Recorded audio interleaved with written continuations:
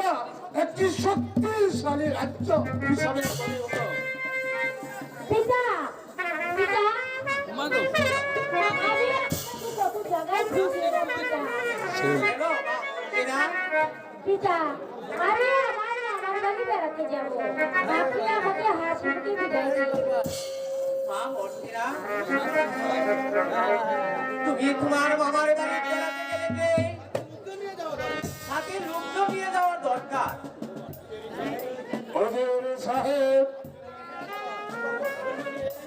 আপনি ওদের তত্ত্ব চন্দ্র নিয়ে তাকে মামার বাড়িতে পাঠিয়ে দেওয়ার ব্যবস্থা করো। আমি তাই করবো যাহাপনা সভা ভঙ্গ করে। আসুন হুজুর সাহেব, আসুন মা রেখা।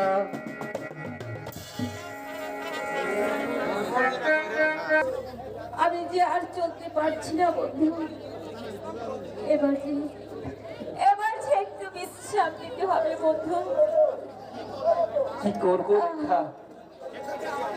এই যে আমাদের ভাগ্যের লিখন, নইলে রাজ কন্যা হয়ে আজ কেন বনে বনে ঘুরবো? বন্ধু বলো রেখা। আর চলতে পারছি না বন্ধু। রেখা ওরে সাথী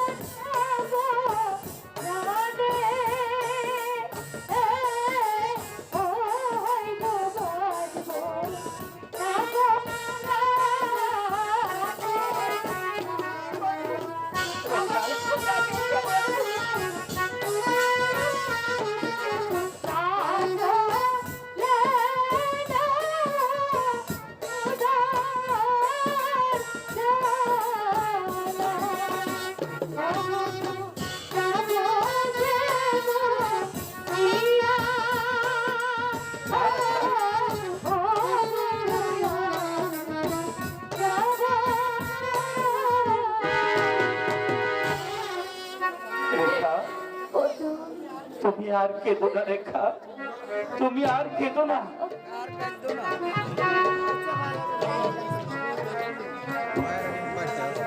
রেখা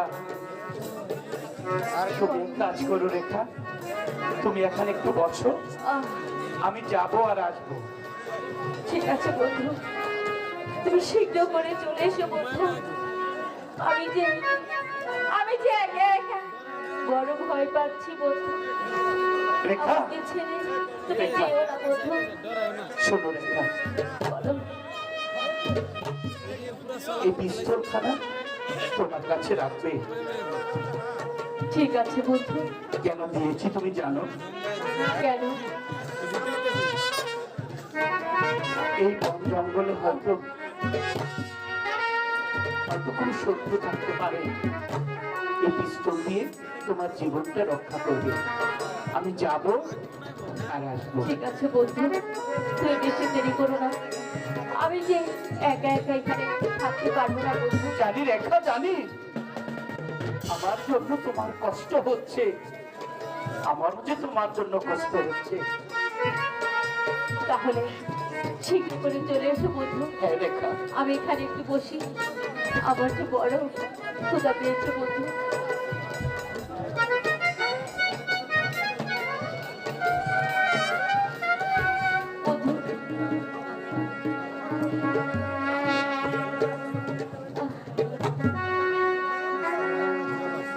বন্ধু, রেখা, তুমি চলে এসো বন্ধু।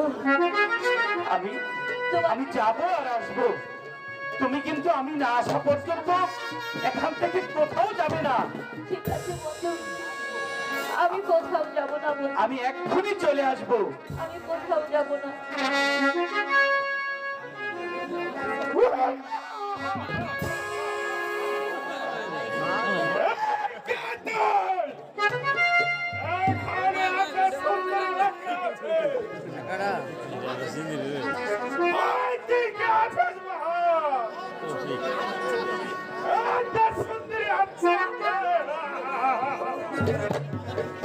আগে বলো তুমি কে?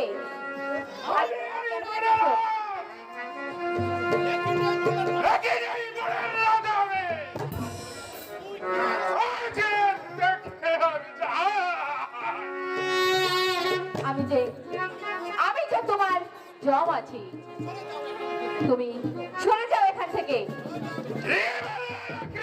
হ্যাঁ, না হলে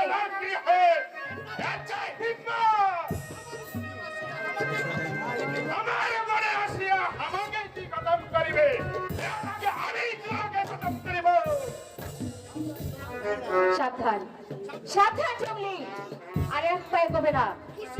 হুঁশিয়ার রাখি,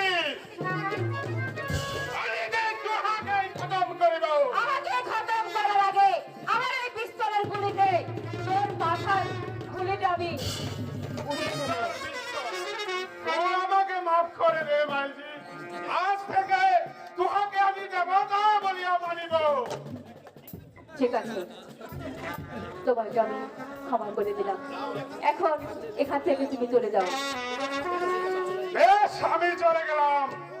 তো তোমাকে বলে যাচ্ছি মাই, তুই যখন বিপদে পড়বি, এই জঙ্গলি রাজকে স্মরণ করিবে, আমি তোকে এই বিপদ থেকে উদ্ধার করে লইব। আমি তাই করবো। ও খোদা, আমি আর করতে পারছি না খোদা,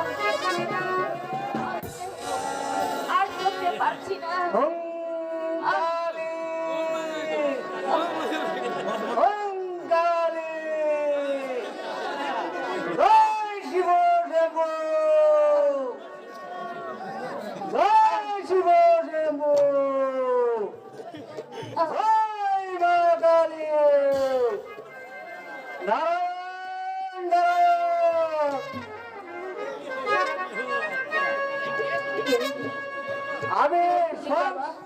আমি সংসার করি একজন সন্ন্যাসী, তোর কান্না শুনে আমি আর থাকতে পারলাম না।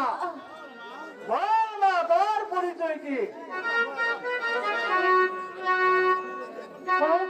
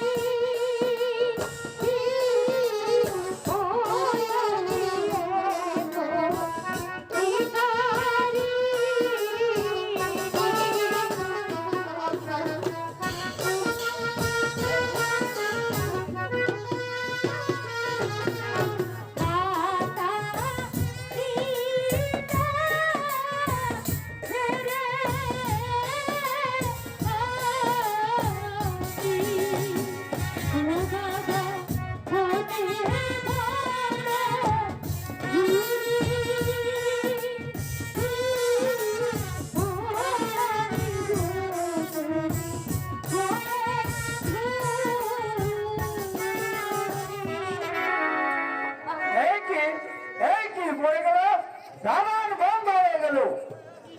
ইস!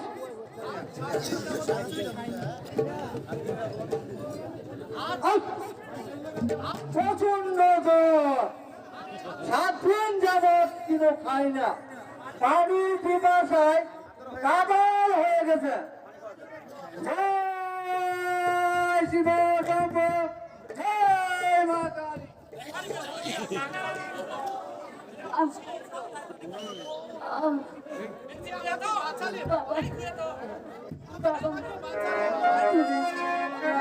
তুমি আমাকে বাঁচালে বাবা, তুমি আমাকে বাঁচালে।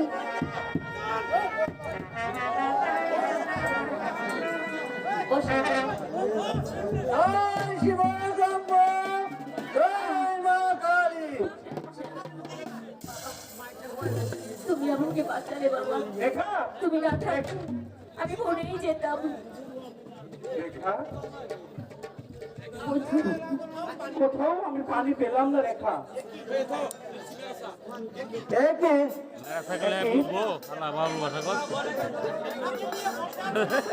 রেখাকে নিয়ে বসে আছেন আপনি কে? আমি তোমাদের খেদমত করার জন্য এসেছি।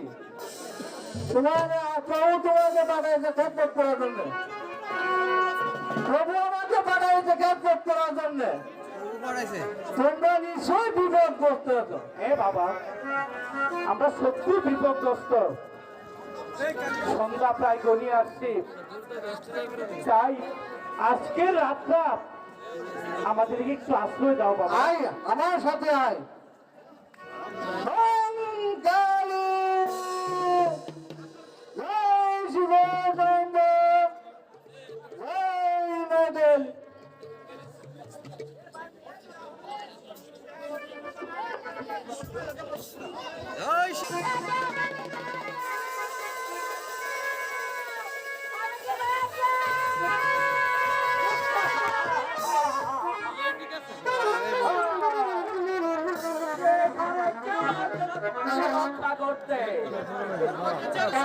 আমাকে ছেড়ে দাও দস্যু, আমাকে আমার প্রাসাদে যেতে দাও।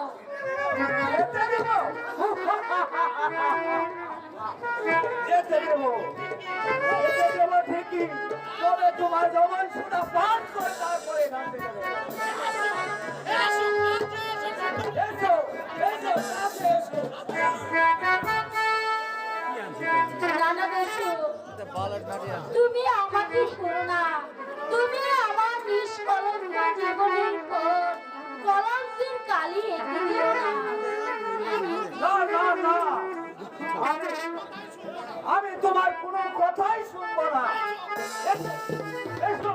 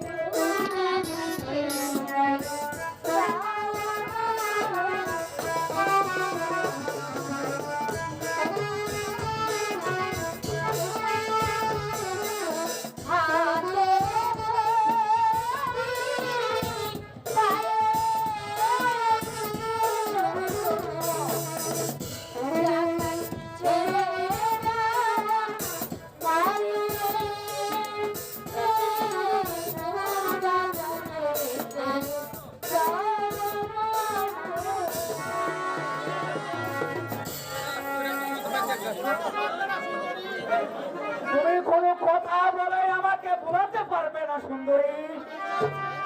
আমি যা চেয়েছি আমি তাই আদায় করে নিয়েছি।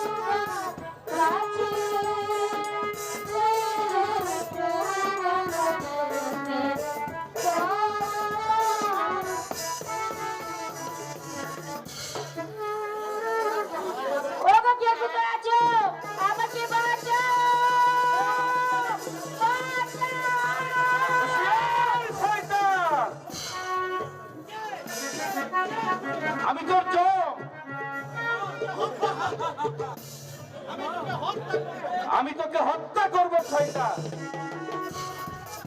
যদি বাঁচতে চাস তাহলে স্থান ত্যাগ কর, নইলে আমি তোর মাথাটা বিখণ্ডিত করে দেবো। আমিও প্রস্তুত।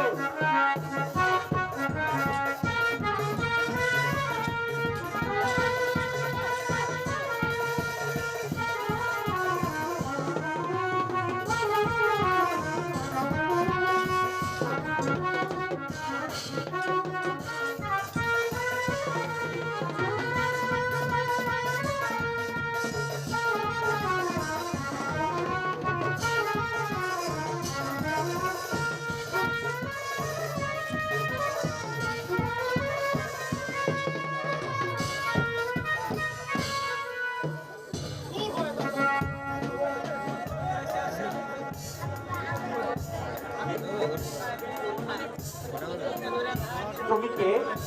আমি ভুবনপুর উজির কন্যা। ভ্রমণপুর রুচির কন্যা, এখানে এসেছিলে কেন? এখানে এসেছিলাম মামার বাড়ি বেড়াতে গিয়েছিলাম। প্রাসাদে ফিরে যাবার পথে ওই দস্যুগণ আমাকে আক্রমণ করে। তোমার সঙ্গে কি কেউ ছিল না? অনেক লোকজন ছিল, তারা কোথায়? কিন্তু ওই দস্যুর অস্ত্রের কাছে ওরা কেউ টিকতে পারেনি। বুঝতে পেরেছি, তোমাদের রাজশক্তি হয়তো একেবারেই দুর্বল, তাই তোমাকে এখানে একা রেখে ওই দস্যুরা পালিয়ে গিয়েছে। আর ভয় নেই, এবার তুমি আসতে পারো। আমি একা যেতে পারবো না। কষ্ট যখন করেছেন তখন দয়া করে আপনি আমার প্রাসাদে আমাকে রেখে আসুন। ঠিক আছে, চলো ঠিক আছে। প্রাসাদে দিয়ে আসবো।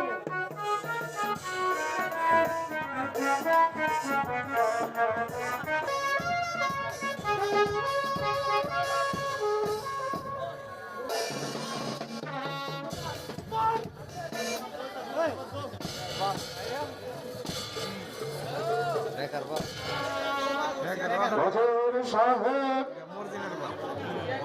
বলুন আপনার কি অভিযোগ? আমার কোনো অভিযোগ নেই জাহাপনা,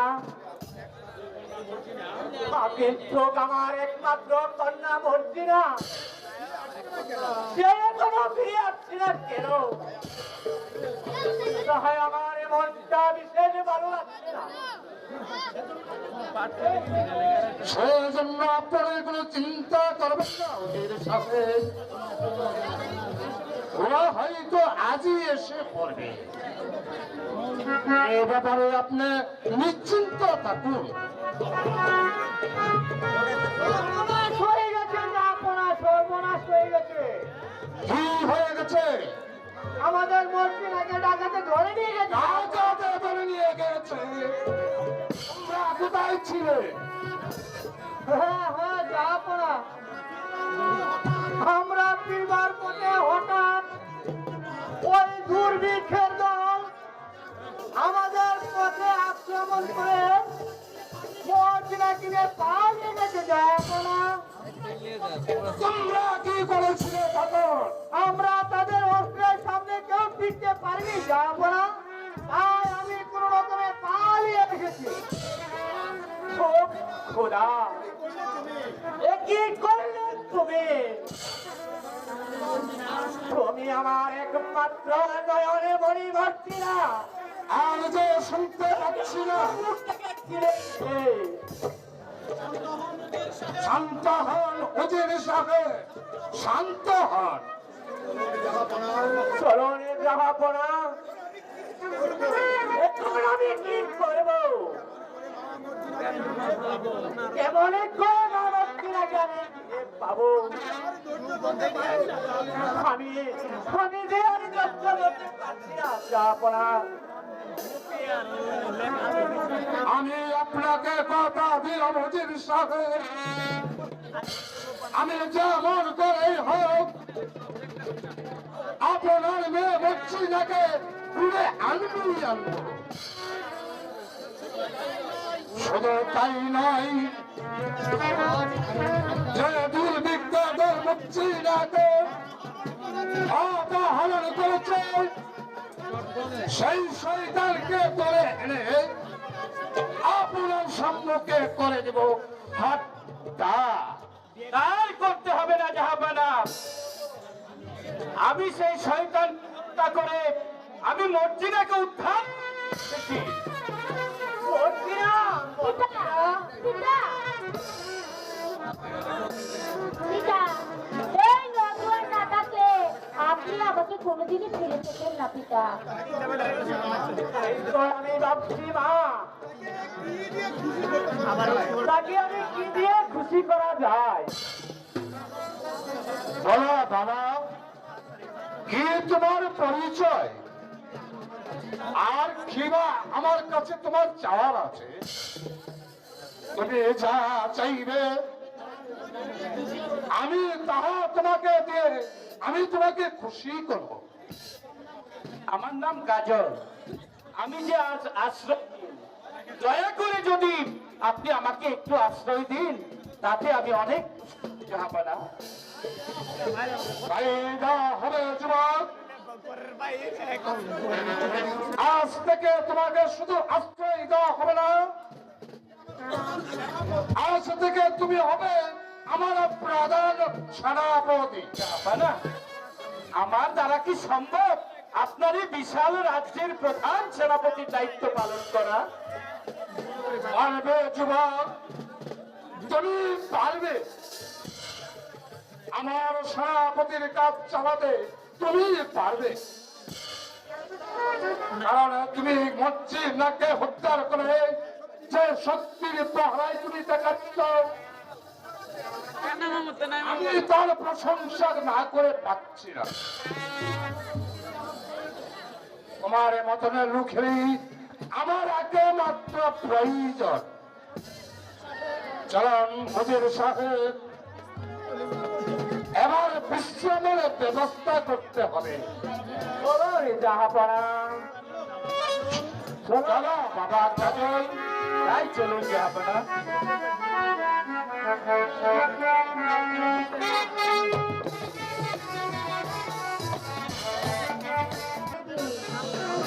আমি কোনো রাজপুত্র, সেই মুখ, সেই চেহারা আমাকে একদম পাগল করে তুলেছে। বিদেশি